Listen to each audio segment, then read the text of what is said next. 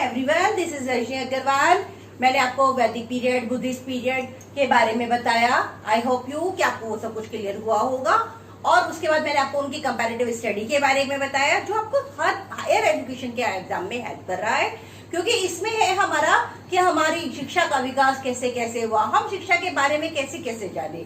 और अब हम डिस्कस करेंगे मुस्लिम पीरियड के बारे में। पहले हमने वेदों के आधार पर शिक्षा को जाना, फिर हमने बुद्धिस्ट पीरियड के आधार पर शिक्षा को जाना, आज हम मुस्लिम के आधार पर शिक्षा को जानेंगे। और आपको कहीं भी कोई भी क्वेरी हो तो आप मुझे मेरे कमेंट में बॉक्स में कमेंट करके मुझसे अपनी क्वेरी को डिस्कस कर सकते हैं। मैं उसका आंसर पूर्णतः आपको देने की कोशिश करूंगी। और आपको वो सारे आपने वीडियोस आपने देखे होंगे, फिर भी अगर आप कुछ भी मुझे पूछना चाहते हैं तो मुझे कमेंट कर सकते हैं, और अगर उस पर ज्यादा वोटिंग होगी तो मैं उसी टॉपिक को पढ़ाने का पूरा एफर्ट्स करूंगी। और आज हम डिस्कस करेंगे मुस्लिम पीरियड के बारे में। मुस्लिम पीरियड के बारे में मैं आपको जो सीक्वेंस वाइज सारे टॉपिक्स आते रहेंगे उन सब के बारे में आपको बताती रहूंगी। इसीलिए आप उस पर सब्सक्राइब कीजिए और मेरे चैनल को सब्सक्राइब करने के बाद बेल आइकन दबाना ना भूलें, जिससे आपको टाइम टू टाइम वीडियो सारी मिलती रहे। और आज हम डिस्कस करेंगे Muslim period. Now we will discuss about Muslim period. Firstly हमने आपको डिस्कस किया था वैदिक पीरियड, फिर हमने डिस्कस किया बुद्धिस्ट पीरियड, और आज हम डिस्कस कर रहे हैं मुस्लिम पीरियड। क्योंकि हमारे देश में शिक्षा का विकास कैसे कैसे हुआ, हमारे देश में पहले वेदों के आधार पर हुआ, फिर बौद्ध धर्म के आधार पर हुआ, फिर हमारा मुस्लिम पीरियड के आधार पर हुआ। वैसे तो जब हम 6, 7, 8 से हिस्ट्री, सिविक्स, ज्योग्राफी वगैरह पढ़ते हैं तो उसमें सब कुछ आता है, लेकिन उसके बाद डेप्थ में जाने के लिए ये हमारा हायर है, तो हमें ये सीखना है कि हमारी शिक्षा का विकास कैसे कैसे हुआ, उसके बारे में मैं आपको बता रही हूँ। पहले वेदों के आधार पर हमने जाना। वेदों के आधार पर शिक्षा के लिए हमें विद्यारंभ संस्कार कराया जाता था। बच्चों को अपने पेरेंट्स से दूर जाना पड़ता था। कौन सा संस्कार कराया जाता था? विद्यारंभ। फिर उसके बाद दूसरा बौद्ध काल में कराया जाता था पबज्जा संस्कार। क्या कराया जाता था? पबज्जा संस्कार। उसके बाद जब हम मुस्लिम पीरियड में आए तो मुस्लिम पीरियड में हमें कौन सा संस्कार कराया गया? बिस्मिल्लाह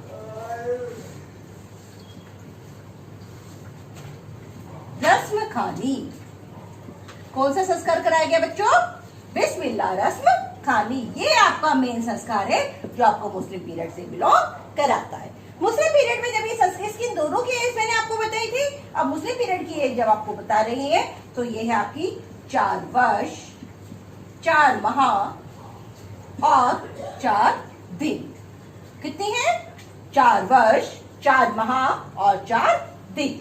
मुस्लिम पीरियड के बारे में ऐसे मैं आपको कंपैरेटिव कर करके बता रही हूँ, जिससे आपको लर्न करने में कोई भी दिक्कत ना आए, और आपके जितने भी एग्जाम्स हो रहे हैं आपको सब में हेल्प करेंगे। मैं आपको की पॉइंट्स आपको बता रही हूँ। आगे हम ले लेते हैं, जब हमारा वेदों के आधार पर हमारी भाषा थी, कौन सी थी? इसमें वेदों के आधार पर कौन सी भाषा का ज्ञान कराया जाता था?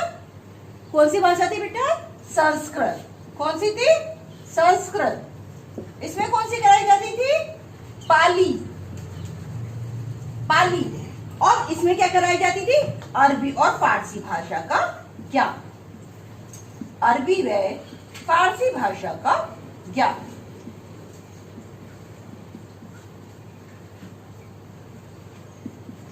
आप इन सबको एक बार नोट डाउन कर लीजिए। मैं अब आपको सिर्फ मुस्लिम पीरियड के बारे में बताऊंगी और बाकी वैदिक और बुद्धिस्ट के बारे में और रेडी करके समझा दूंगी। Now note down to it.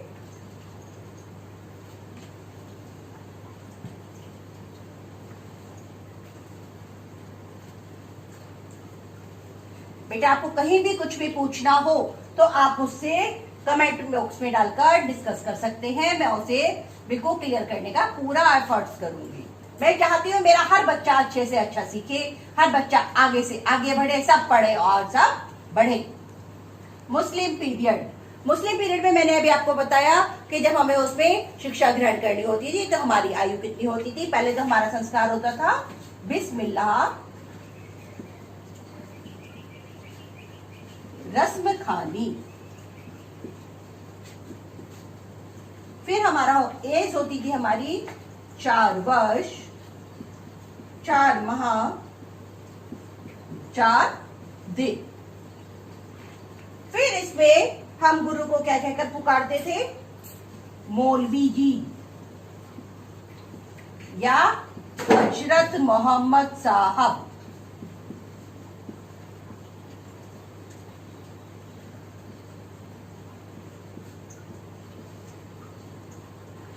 वैदिक काल में हम गुरु जी को क्या क्या क्या पुकारते थे? आचार्य या आध्यात्मिक पिता। फिर हम बुद्धिस्ट पीरियड में हम क्या क्या कर पुकारते थे? बुद्धिस्ट पीरियड में जो हमारे गुरु के नियंत्रण होते थे उसको हम कहते थे भिक्षु या भिक्षुनी। और जब वो हमारा मुस्लिम पीरियड होता था उसमें हम क्या कहते थे? मौलवी, हजरत मोहम्मद साहब। मौलवी और हजरत मोहम्मद साहब। जैसे वैदिक काल में शिक्षा दो भागों में विभक्ति, बौद्ध काल में भी शिक्षा दो भागों में विभक्ति, उसी तरह से मुस्लिम काल में भी शिक्षा दो भागों में विभक्ति, प्राइमरी, नेक्स्ट हायर। प्राइमरी और हायर, प्राइमरी एजुकेशन और हायर एजुकेशन। प्राइमरी यानी प्राथमिक, हायर यानी उच्च। प्राथमिक को हम वहां पे कहते थे मक्तब। प्राथमिक का क्या नाम रखा गया था बेटा? मक्तब। और हायर का क्या रखा गया था? मदरसे। मक्तब में हम प्राइमरी शिक्षा ग्रहण करते थे और मदरसे में हम उच्च शिक्षा ग्रहण करते थे। आपको आशा होगी ये सब कुछ समझ में आ रहा होगा। आपको कहीं भी कोई भी क्वेरी है, नन्ही सी भी कोई क्वेरी है, माइनर से भी कोई क्वेरी है, तो आप मुझे कमेंट बॉक्स में डालकर पूछ सकते हैं। और आप इन सब की पॉइंट्स को याद कर लीजिए, इससे आपको सारे जितने भी हमारे वैदिक हो, चाहे बौद्धिस्ट हो, चाहे मुस्लिम हो, सारे पीरियड्स याद होते रहेंगे। और ऑडियो विजुअल एड्स, अब तो गवर्नमेंट ने एक अच्छी स्कीम चला रखी है कि हम जितना भी ऑडियो विजुअल एड्स के थ्रू याद करते हैं, जिसको हम कभी भूल ही नहीं पाते।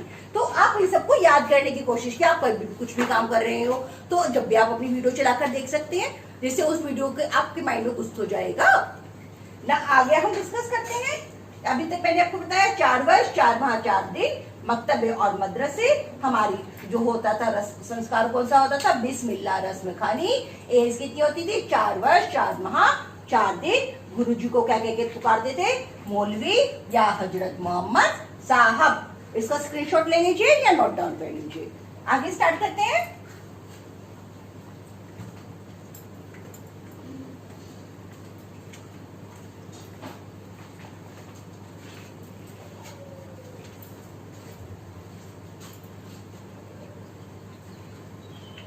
जब हम मक्तबों में पढ़ने के लिए जाते थे तो वहां हमें क्या सुनानी पड़ती थी? कुरान की आयतें।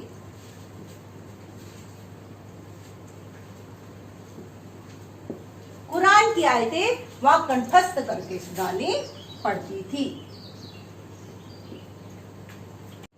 हम आज भी एडमिशन के लिए जाते हैं तो हमारे एडमिशन के लिए आज भी हमारे नेम, फादर्स नेम, हमारे ब्रदर सिस्टर नेम, हमारी parts of the body, colours name या वेजिटेबल फ्रूट्स नेम या कोई काउंसलिंग या हम किसी भी तरीके का एडमिशन लेने के लिए हमें कुछ ना कुछ एंट्रेंस वहां पे देना पड़ता है, जो चाहे नर्सरी से लेकर हायर एजुकेशन तक हो। उसी तरह जब वैदिक काल में जाते थे तो विद्यारंभ होता था, बुद्धिस्ट पीरियड में जाते थे तो पबज्जा होता था, उसमें जाते थे तो बिस्मिल्लाह, इसमें जाते हैं तो हमारा कौन सा संस्कार होता है मुस्लिम पीरियड में? बिस्मिल्लाह रस्म खानी, जो 4 वर्ष 4 माह और 4 दिन की एज में होता है। वहां पर हमारे बच्चों को क्या करना पड़ता था? कुरान की आयतें कंठस्थ कर सुनानी पड़ती थी। कौन सी आयतें कंठस्थ करते थे? कुरान की आयतें कंठस्थ करके सुनानी पड़ती थी। फिर हमारा जब वहां पर बच्चे जाते थे कुरान की आयतें कंठस्थ करते थे तो हमारी भाषा, जैसे वैदिक, हमारी भाषा कौन सी होती थी बेटा? इसमें अरबी व फारसी भाषा। कौन सी होती थी? अरबी व फारसी भाषा का उस टाइम प्रचलन था। क्योंकि वैदिक काल में हमारी कौन सी भाषा थी? मैंने अभी आपको बताया था संस्कृत। और बुद्धिस्ट पीरियड में कौन सी भाषा थी? बुद्धिस्ट पीरियड में कौन सी भाषा थी? पाली।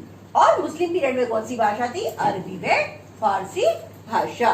इन भाषा के द्वारा हमारी शिक्षण विधि कौन सी थी? मौखिक शिक्षण विधि।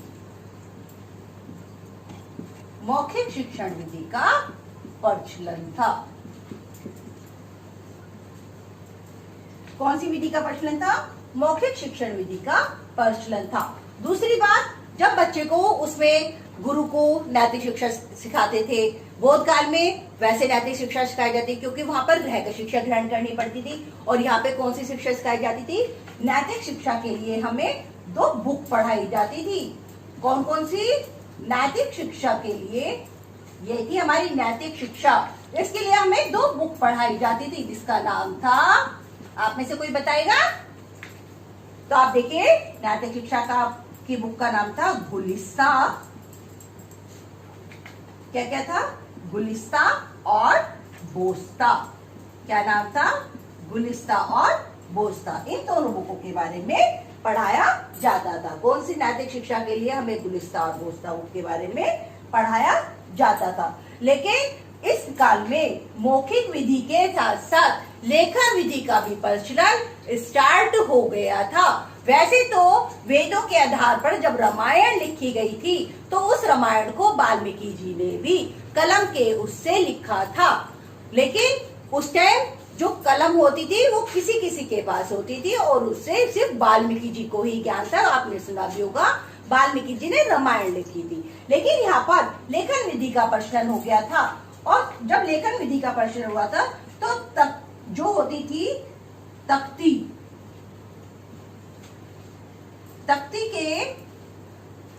तख्ती पर मोटे सरकंडे की कलम से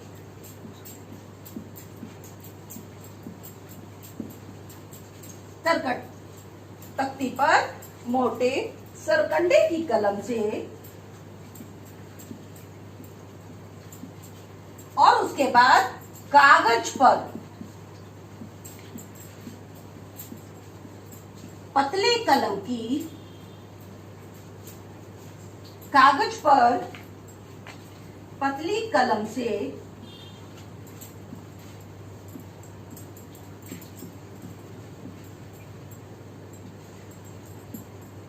लिखने का प्रचलन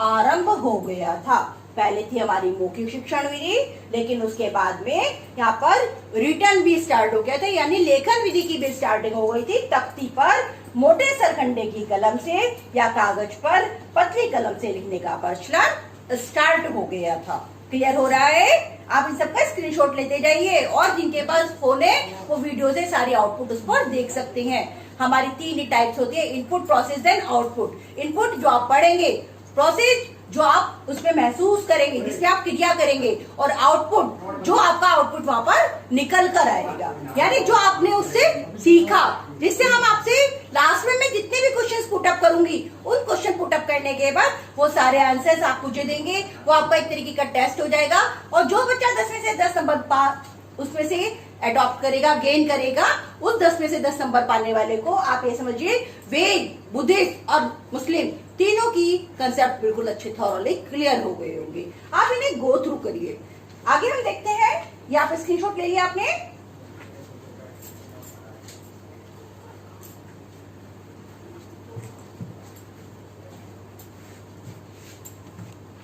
मैंने आपको बताया मौखिक विधि, शिक्षण विधि, लेखन विधि, जो गुलिस्ता और बास्ता उनकी बुक है, नैतिक विधि का प्रचलन है।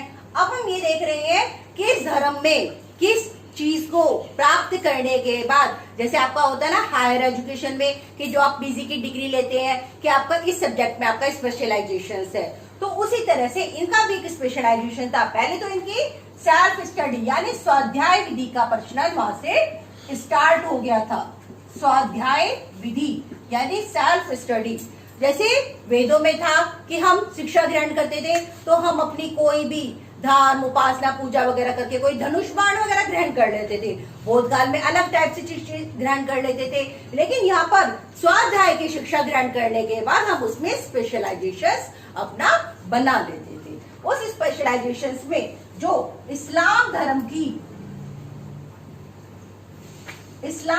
में योग्यता रखने वाले को क्या कहा जाता था? इस्लाम धर्म की योग्यता रखने वाले को क्या कहा जाता था बेटा? इतने आप मुझे बताइए, मैंने अभी आपको बताया भी था। फिर है आपका साहित्य, और साहित्य धर्म की योग्यता रखने वाले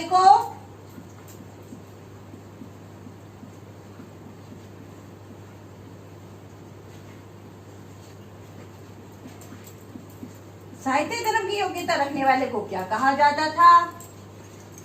फिर आपका दर्शन शास्त्र,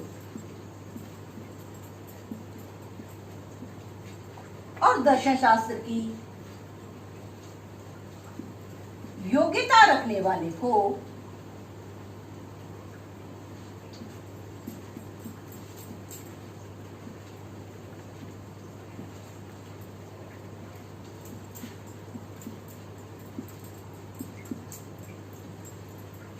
क्या कहा जाता था? इस्लाम धर्म की, साहित्य धर्म की और दर्शन शास्त्र की, इन तीनों की योग्यता रखने वाले को क्या कहा जाता था?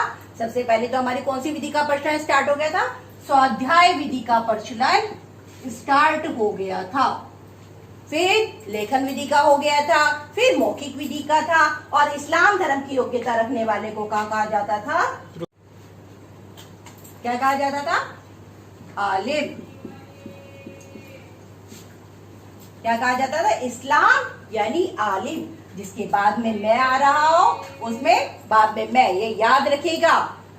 इस्लाम धर्म की यानी आलिम, और साहित्य धर्म की विश्वास रखने वाले यानी काबिल, जिसमें आप एक्सपर्ट हो गए।